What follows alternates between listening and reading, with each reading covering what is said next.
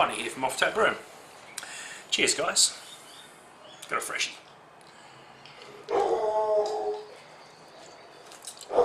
That would normally mean take 4 or something. Here they go again. Dogs are off. Okay, welcome back to the beginner series of brewing.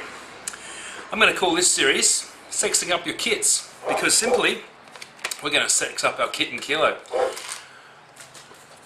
I've got my next kit and kilo, and I'm going to use the same kit and kilo just because by the time this is off and ready, I'm going to have a couple of leftover bottles of this that I'm going to put away just to compare the difference in flavour and all that sort of stuff. So I'm probably going to keep 3 bottles from each batch that I do in this series, and then have a big comparison of them all from go to woe. So yes, Black Rock Indian Pale Ale. I'm going to use the same malt blend, which is dextrose, powdered corn syrup and malt, light dry malt extract. So that's what I'm going to use for that. I'm also going to add extra dextrose to the fermenter to increase my alcohol, because I'm changing the beer now in this one to suit myself, which is what I wanted to do. Also, we're going to be dry hopping, and these are hop pellets. They come in 3 different forms, hops. You can buy them in flowers, plugs or pellets. I've only ever used the pellets. I've never used flowers obviously or plugs, but they are available and you can buy them. This is East Kent Goldings actually in the bag. I've just pulled this out of the freezer just as a prop.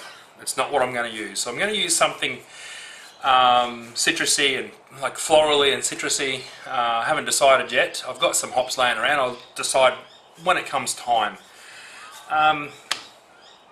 Okay, so the point of this kit will be the point of this video is introducing what I'm going to do for the next kit and kilo beginner brewer, which is basically adding the extra dextrose to increase our alcohol, and I'm only going to go up by about a point. I'm not going to go too high. Make it about a 5.5% beer, which is what I like. A nice sessionable sort of beer. What I keep telling my wife is I'm bigger, I need more. It doesn't wash with her, but you know, I still try. Okay, there are many ways of dry hopping. You can just throw the pellets in. You can just throw your flowers in. You can just throw your plugs in. You can boil some malt extract and boil the hops in it for 20 minutes, and you can get really technical, or you can just add hot water to a cup of hops and let that sit for 15 minutes. There's different ways. You can steep them, which is heating water up and letting the hot water hit them. All I'm going to do is I'm just going to add them to the fermenter. But the key is adding them at the right time, and it's not a hard time. It's not a hard thing to guess. It's about 3rd stage fermentation. So what will happen is I'll make my kit and kilo. I'm going to add the extra dextrose for the extra alcohol, and then I'm going to put the yeast in, and then I'm going to let that ferment. I'm going to watch the krausen on the top. The krausen is the crappy crud layer that builds up on the top of the beer as it's fermenting. It looks like a big mud pile. That then dissipates, falls back into the wort, goes along to the sides of the wort. It's beer now because it's got alcohol. Goes along the sides of the beer and makes it hard. Your fermenter hard to clean. That sort of thing. Once that dies down, that's when we want to add the hops. We want to add them at that stage for one reason. We don't want the CO2 created under 1st and 2nd stage fermentation to scrub out the aroma, because we're trying to add the aroma to beer. We're trying to put more smell into our beer, and the smell will trick our tongue. The more we smell, the more we taste. Proven fact. I've got a video on it. I might do another sampling of that sort of experiment. It's a very easy experiment. But we're going to add these at what I call 3rd stage fermentation. So the krausen's dissipated, but we're still fermenting. So I'm going to have a few days to have this in there. Now there's a lot of you know, people out there, and they're saying, you know, don't leave them in too long. 3 days is long enough. Blah blah blah blah blah. I leave them in till fermentation's finished. So probably another 4 or 5 days after 3rd stage has died down. I'll let it sit and let it clear out a little, and that's it there. People say don't go over 15 days. People say don't go over 3 days, but You know, I've left them in there for 2 weeks and never had a problem. So, you know, it's up to you what you want to do. But don't leave them in there too long because, you know, you don't want bad things to happen to your beer. What else? Yeah, so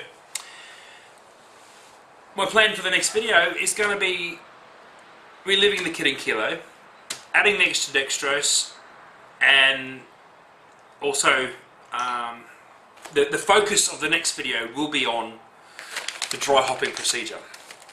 So yeah, I hope you guys can stick around for that. I hope you guys are interested in what I'm doing.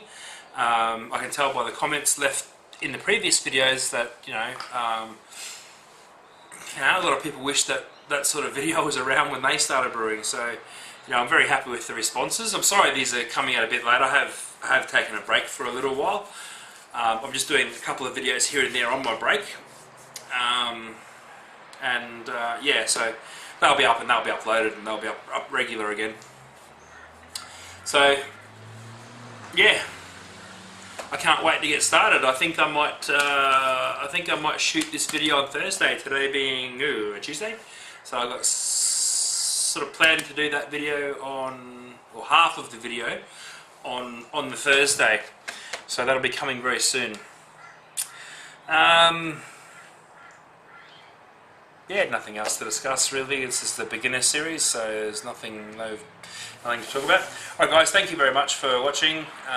Please stay tuned for the next video where we're going to learn how to sex up the alcohol volume. Yeah, let's make the beer worth beer drinking. Yeah! No, it's not swill. It's good beer, actually. I've actually sampled one of these already, and I have one in the freezer. This is the original one that I did, and I did pull it off a little earlier. I pulled it off about 1015, but I had to get it off. They're starting to clear, as you can see, but there is, because it came off a bit early, there is a lot of sediment. But that's fine. That's fine. But that is not going to be a problem. I'll just be careful when I pour. If you want a really yeasty taste into it, you just shake it before you pour and you get all that yeast back in there. So yeah, I've got another one of these to try tonight. Actually, it's in the freezer now. Alright guys, I'm not going to keep you too long on the intro video. Thanks very much for watching, thanks very much for subscribing, thanks very much for commenting, and I really hope that these beer lessons are making you guys smarter, because reliving this sort of stuff, you know, is making me think about my beer making process as well. So it's making us all, it's making me smarter. Beer makes you smarter. I've said it. Cheers guys.